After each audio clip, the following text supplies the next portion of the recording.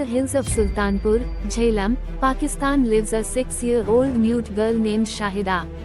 One afternoon, she is playing on a hill when she accidentally falls off it. When she doesn't return home by the end of the day, the villagers organize a search party. After hours of searching, they find the little girl on a branch protruding from the hill. She had been stuck on it for the entire day but couldn't call for help because of her disability. The following morning, her parents and neighbors discuss what must be done to help her. An older man suggests they take her to the shrine of Sufi Saint Nizamuddin Auliya in Delhi, India. The religious family believes that visiting the holy shrine will bring peace and happiness and, most importantly, restore Shahida's speech. Shahida's father used to be in the military and fought against the Indian army. He is sure that he won't be provided with a visa to India. Hence, her mother Razia takes it upon herself to travel far from the village for the first time. The trip goes as planned for the most part. The two reach the shrine, pay for offerings and get on a train back to their home country. On the return journey, the train stops for repairs at night. When everyone is asleep, Shahida notices a sheep stuck in a pit right outside the train. She doesn't think much before going outside to help the animal. However, the train restarts before she can return to her mother. The little girl runs towards it but is eventually left behind. In a desperate attempt to go the same way that her mother did, she boards a freight train. But to her dismay, it goes reverse path and stops in Kurukshetra, India. Razia notices her daughter is missing and stops the train. Policemen are appointed to look for the girl around the track where she was lost. However, they cannot find her since Shahida has already reached a different place. Razia meets her husband who is worried to death about his daughter. They cannot get an immediate visa back to India, much to their dismay. The parents have no other way but to pray that their daughter is safe.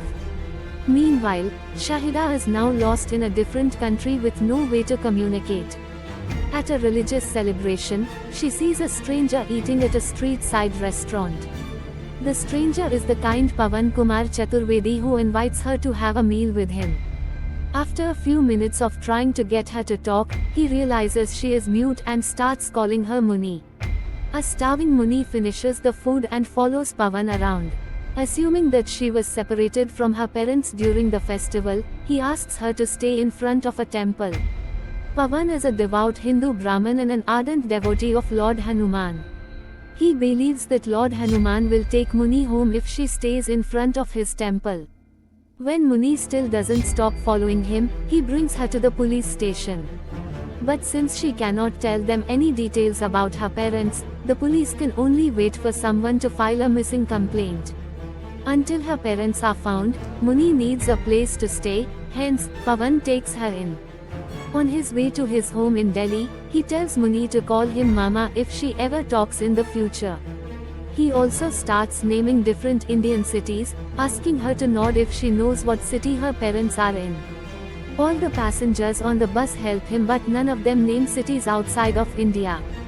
As they talk, Pawan tells everyone how he came to Delhi for work. A flashback shows the time he was in high school.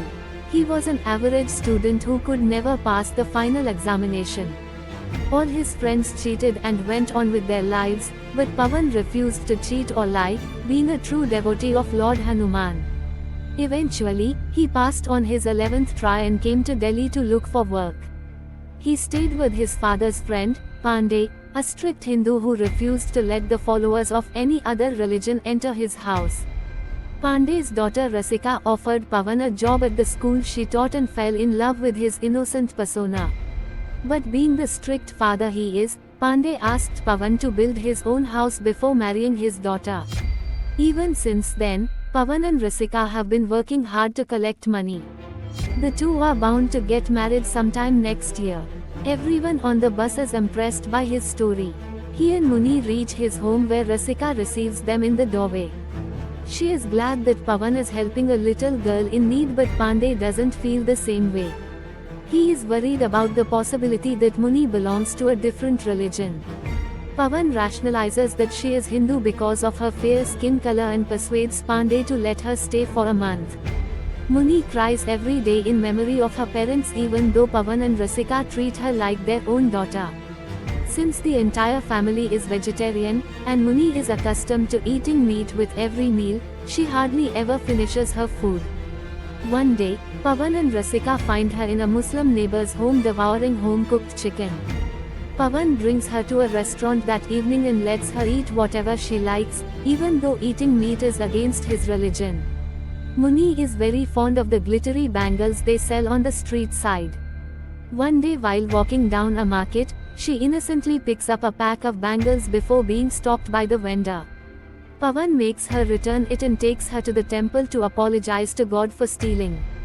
As he teaches her to join her hands, Muni sneaks into a mosque nearby. Pawan is hesitant to follow her inside but he does it anyway. To his utter surprise, he sees her reading the Quran in front of a shrine. For a few minutes, he feels like she betrayed him because he would have never befriended a Muslim. But Rasika makes him realize that she is a human before being Muslim. She hates that her father discriminates against people because of their religion and wants Pawan to be different. Pawan understands and runs into the mosque to get Muni, but by now, she has already left. As he nervously looks for her, she runs to him and hugs him tightly. At that moment, he accepts her entirely, overcoming his irrational fear of going against his religion. That night is a cricket match against Pakistan and India. The entire family watches it on TV, cheering for India, except Muni, who cheers when Pakistan scores.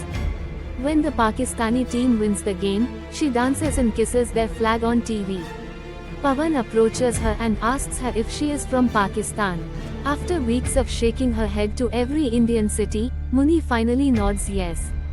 Pandey is furious. Being a Muslim was bad enough, but since the girl is from Pakistan, he can no longer allow her to stay at their home. Pawan promises to hand her to the Pakistani embassy the next day. However, the embassy worker cannot allow her a visa without a passport. In Muni's case, they don't even know her real name, so a visa allotment is impossible. Moreover, a riot takes place in front of the embassy that closes all visa processing for a month. As the last resort, Pawan takes her to a travel agent at Pandey's suggestion. The agent promises to take the little girl to the other side of the border and asks for 1 lakh rupees. Pawan and Rasika give up the funds they had collected for their house to help Muni. The next day, Pawan reluctantly brings Muni to the travel agent's office and leaves after a tearful farewell. On his way home, he notices a street vendor selling glittery bangles. He remembers that Muni liked them and buys one for her. However, on returning to the travel agent's office, he finds out that he has been cheated. The agent has taken the little girl to a brothel and is about to sell her into prostitution. The otherwise composed Pawan loses his temper at the sight of the agent counting bills that he made from Muni. He throws the man out of the window and brings Muni home again. Pawan has made the decision to bring Muni home himself. Although he has no connections or ideas about Pakistani villages, he packs his bags and makes his way to the border. A few miles away from it, they meet a secret agent named Ali who illegally transports people to the other side through a tunnel. After listening to Muni's story, he agrees to take them for free. When they reach Pakistan's side of the border, Ali runs away, but being a Lord Hanuman's devotee, Pawan refuses to go without asking the guards for permission. When the officers find him, they beat him up as Muni watches and cries. Pawan pretends to laugh even while being beaten so the little girl wouldn't be afraid. After finding out the reason for his travel, the head soldier asks him to do whatever he wants in the following 10 minutes before they return for the next round. Pawan decides to wait for them because they have still not permitted him. Although the idea is idiotic, and he gets beaten up again, he is eventually allowed to go, with permission from the soldiers. In the following scene, he and Muni are in a restaurant. Muni sees a cop's handcuffs and steals it, assuming that it is a bracelet. The cop finds out and throws Pawan in jail, labeling him as an Indian spy because of the lack of a passport. Then, we are introduced to a struggling journalist, Chand Nawab. He finds out about the alleged spy and runs to the police station to interview him. He gets a few vague answers from Pawan and informs the media company that doesn't take him seriously. Inside the police station, a cop interrogates Pawan but refuses to believe anything he has to say. Suddenly, Muni sees a picture on a table calendar and recognizes it as her village. Pawan is overjoyed until the policeman forcefully makes Muni open her mouth. Pawan loses his temper and attacks the man, inviting more trouble for himself. He manages to defeat the officers and run away from the police. Nawab sees him escaping and follows him behind. They board the bus where Pawan shows the conductor their destination and also tells him Muni's story. After finding out he is actually a good person, Nawab and the rest of the travelers decide to help him. They hide him and Muni on the top of the bus when the police come looking for them. At night, Nawab, Pawan, and Muni stay at a mosque. A religious scholar named Azad also helps them and hides them from the policemen searching the entire city for the alleged spy. One of Azad's students sees Switzerland written on the picture that Muni thought was her village. The group is back to square one. After that, Azad dresses up Pawan and Nawab in a burqa and manages to send them outside the city without the police noticing. Pawan, who was oblivious to Islam a few weeks ago, feels strange in their traditional clothing. He apologizes to his God but is ready to do anything for Muni. For the next few days, Pawan and Nawab take Muni to several different places, asking people if they know her. Nawab documents their journey and everything about Muni and Pawan's relationship. He tries selling the documentary to news channels, but they refuse to air it, claiming it is boring. They have to find another way to spread the news so the people on the internet can help. One day, they go to a famous mosque where they find policemen looking for them. Nawab realizes that his cameraman friend is being used by the police to gather information about their whereabouts. The trio immediately runs away from the holy place and gives the cameraman false information to distract the police. Following that, the group is reviewing the footage from their time at the mosque when Muni recognizes her mother in one of the clips. They see her getting into a specific bus and go to the bus driver the very next day. On inquiring, he names all the villages that come to his daily route. One of them is Sultanpur, which Muni confirms as her home. Nawab and Pawan hug, having finally found their destination. Nawab also uploads the video documentary on YouTube and the police get a hint of their location through it. On their way to Sultanpur, the bus is stopped to be checked. With no way out, Pawan comes to the police's view and pretends to run away. While the men are trying to catch him, Nawab takes Muni and brings her back to her village. In the following scene, we see Muni run to her mother, who couldn't be happier to see her. As she reunites with her family, Pawan gets beaten up by the police. The documentary on YouTube goes viral and bigger news channels start covering the story. Eventually, people find out that Pawan is not a spy and is being held in prison for helping a little girl. Both Indian and Pakistani people give him all their support. But the Pakistani officials refuse to let him go.